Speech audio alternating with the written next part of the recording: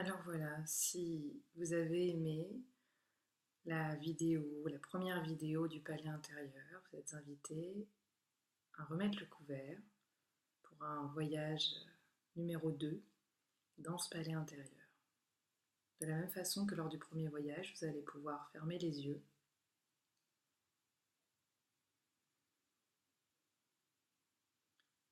puis je vais vous inviter à aller déambuler dans ce paysage et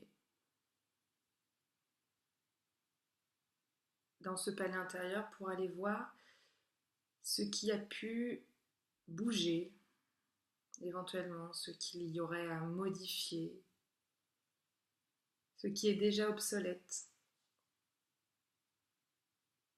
puisque chaque jour nous nous transformons, chaque jour nous grandissons, nous changeons, nous évoluons. Ce qui était vrai pour nous hier peut ne plus l'être aujourd'hui.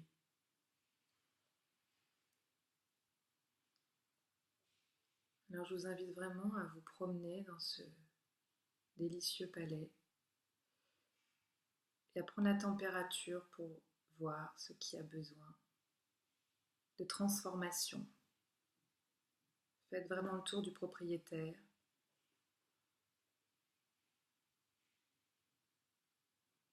et examinez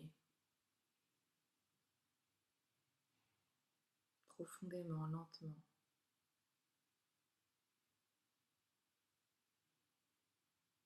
les changements.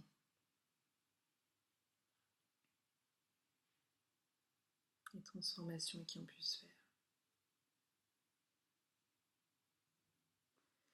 Je vous invite surtout à vérifier qu'il reste bien des espaces libres à l'extérieur comme à l'intérieur de votre palais. Des espaces libres, c'est-à-dire des pièces où il n'y a rien. Et ce sont des pièces que vous allez laisser disponibles pour l'inattendu, pour la surprise, pour l'imprévu.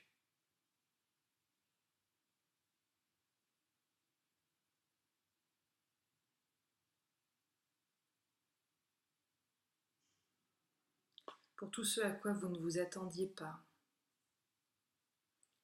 C'est peut-être des bonnes nouvelles, la possibilité d'une créativité qui n'avait pas pu se révéler jusqu'ici. C'est peut-être le retour d'un être cher, c'est peut-être aussi la rencontre d'une nouvelle personne dans votre vie ou d'un nouveau cercle d'amis.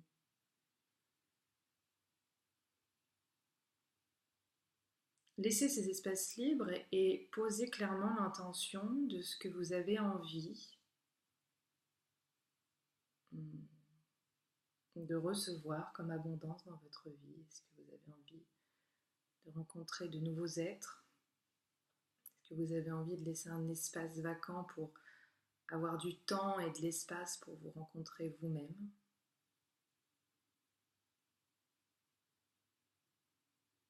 Pour vous occuper d'éveiller, de faire irradier votre côté divin.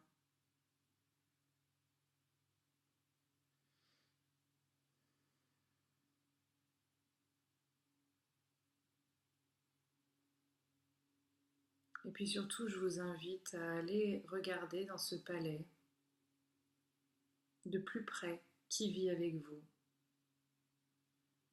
De retourner voir comment va cet enfant intérieur. S'il a besoin de quelque chose.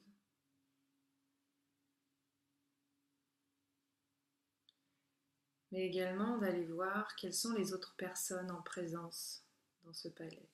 Avez-vous construit d'autres chambres pour accueillir des amis, des êtres avec lesquels vous aimeriez cohabiter au quotidien?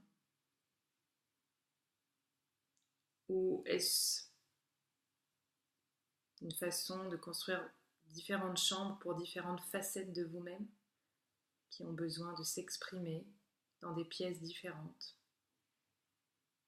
Vous pouvez créer différentes chambres ou différents espaces dans ce palais pour explorer différentes facettes de vous, y compris les facettes ombrageuses qui n'ont pas à vous faire honte, mais qui sont absolument nécessaires aussi pour vous faire évoluer, pour vous montrer là où vous en êtes sur le chemin. Alors acceptez les facettes peut-être un peu moins confortables, un peu plus enténébrées, un peu plus sombres de vous.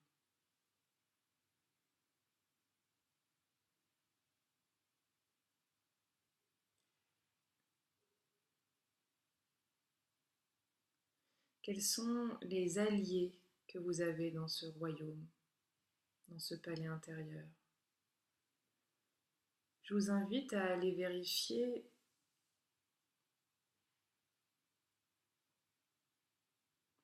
quelles sont les personnes les plus proches de vous. Avez-vous des personnes qui s'occupent de votre quotidien, c'est-à-dire qui s'occupent de vous faire à manger, de laver votre linge, de vous écouter quand vous êtes malheureux? Avez-vous une équipe de conseillers? Comment sont-ils? Combien sont-ils? Et si cela vous apparaît trop ou pas assez, je vous invite à modifier cela dans les jours à venir, dans les heures à venir, à ajouter des conseillers si jamais vous estimez que vous n'en avez pas assez, à ajouter du personnel pour prendre soin de vous. Tout cela vient parler de vous. C'est le personnel, le propre personnel que vous mettez à votre propre disposition pour prendre soin de vous, à l'intérieur de vous. Les conseillers, ce sont des parties de vous-même. Et je vous invite vraiment à vous connecter avec cette puissance-là, ce pouvoir-là que vous avez en vous,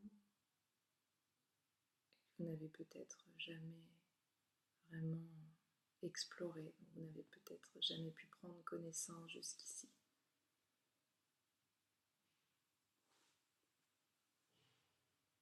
Comment prenez-vous soin de ces personnes qui vivent avec vous au quotidien? Et je vous invite aussi à aller observer quelle est la pièce principale dans laquelle vous habitez, quelle est la chambre principale dans laquelle vous vous déployez, quelle est sa décoration, que peut-on y faire, qu'est-ce qui est mis en avant,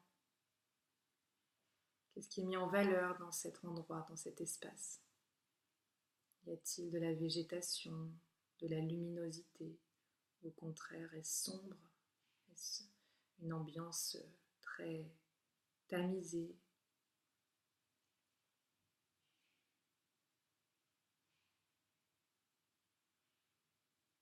Je vous invite aussi à aller faire un tour à l'extérieur du palais, c'est-à-dire dans cet endroit qui entoure le palais, qui n'est plus votre territoire, mais qui appartient à votre vision du monde.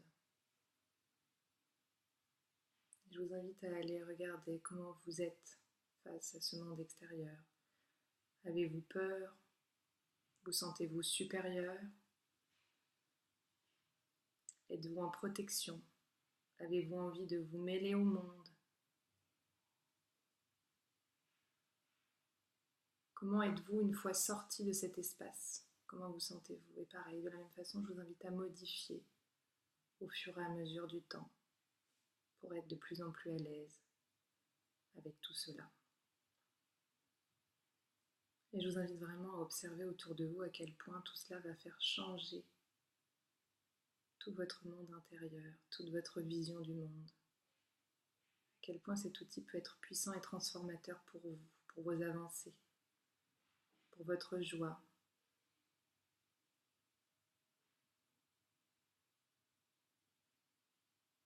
Je vous remercie de prendre soin de vous en ces instants. Et je vous remercie de prendre soin de la planète à travers l'écologie personnelle dans laquelle vous êtes en train de vous plonger. car ce monde sera sauvé non pas par la révolution extérieure, mais par la révolution intérieure que chacun voudra bien se donner la peine de faire, puisque le pouvoir, nous n'en avons que sur nous-mêmes, nous n'en avons aucun sur le monde extérieur. C'est bien parce que nous avons la possibilité de retrouver notre pouvoir intérieur que nous pouvons par contre modifier ce monde extérieur. Modifier du moins la vision de ce monde extérieur que nous pouvons avoir, ce qui va avoir de grandes répercussions sur bien des choses. Je vous remercie infiniment de partager ces instants avec moi. Et j'espère vous retrouver nombreux et nombreuses sur les lignes du 5 Square Renaissance, où les turbulences n'existent pas, où le voyage est toujours porteur. Si vous rencontrerez certainement quelques turbulences, mais elles font partie du voyage. Et elles sont très formatrices, même si nous n'aimons jamais trop rencontrer des intempéries. Il faut savoir que c'est dans ces intempéries, c'est lors de ces intempéries que nous déployons au mieux nos forces et notre puissance. Je vous embrasse et je vous dis à très vite.